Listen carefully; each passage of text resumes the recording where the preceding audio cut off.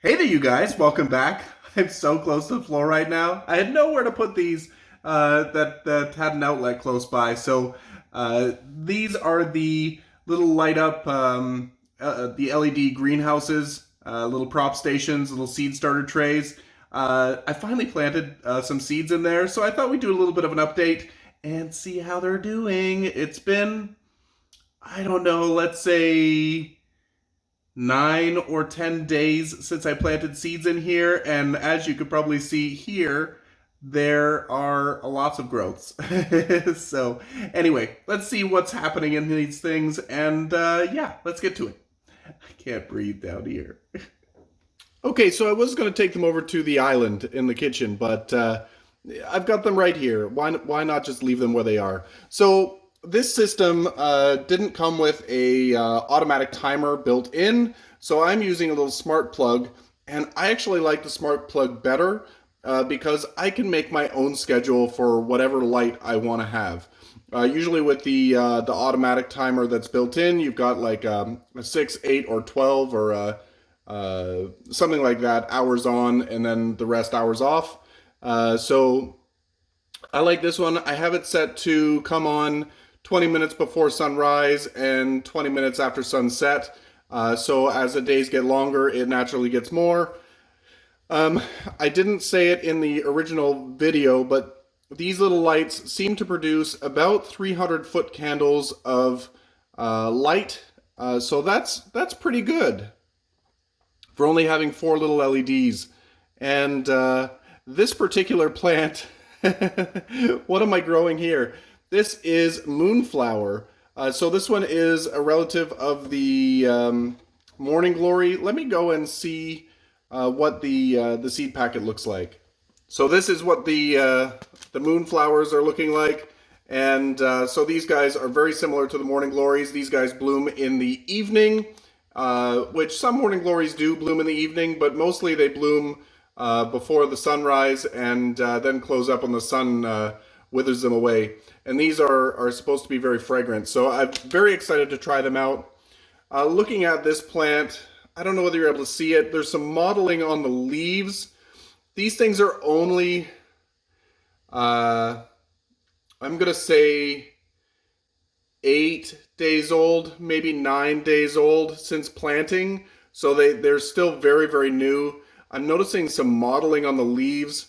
As you guys could see, this tray, even with the 4-inch dome on it, these guys are pressed right up against the lid. So this one I'm going to have to transplant almost immediately. Let's see what the roots look like. Again, these ones are the moonflowers. Yeah, I think I'm going to need to transplant these. You can see the roots coming out the bottom. They're not root bound yet, but they say that once you get roots coming up on the side of the pot, once they start to spin, it's best to transplant. So I will probably be doing that very, very soon.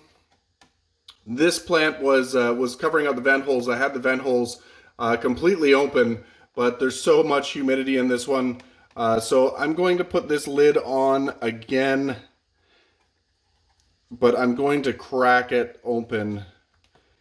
I might end up using some chopsticks or some wooden dowels to lift the dome up to allow more air in, so that as you can see, they're pressing right up against the top. So the discoloration of the leaves might be because the leaves aren't getting a full spectrum of light. It's very spotty. Some areas are getting full sun and some areas are not. So we'll move this one off to the side. The next one here, this one should be a better representation. It's not such a beast. These ones just started sprouting a couple of days ago. What are these ones? These are the black-eyed Susan vine. They're doing not so bad. The color on this one is looking a little bit better, except this one. This one has like a little spot.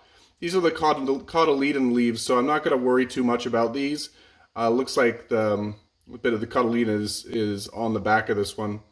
I could be wrong, but they're starting to develop their first true leaf, and that's super exciting. The size of this device was actually quite perfect I was finding that each seed pack would pretty well just fill one of these trays. So I can have one marker in here and the whole tray is that same item. So I don't have things getting lost. So this is the black-eyed Susan vine. I can't wait to grow these. I grow these each year on the patio or on the front porch. And so far, they're looking pretty good. I can't wait to see how they develop as time goes on. Soon, once the weather is good enough, I'm going to start hardening them off outside. But it's still a little iffy. We had a week of really warm temperatures, but now I think tonight we're supposed to be going below freezing just a little bit.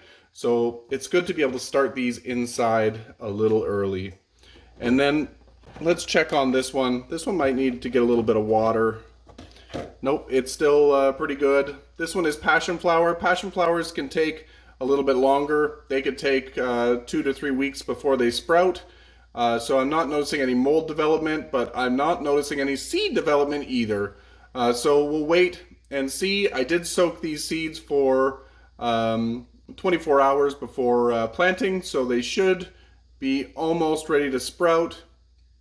But so far, nothing. And the passion flower that I am growing is this particular one.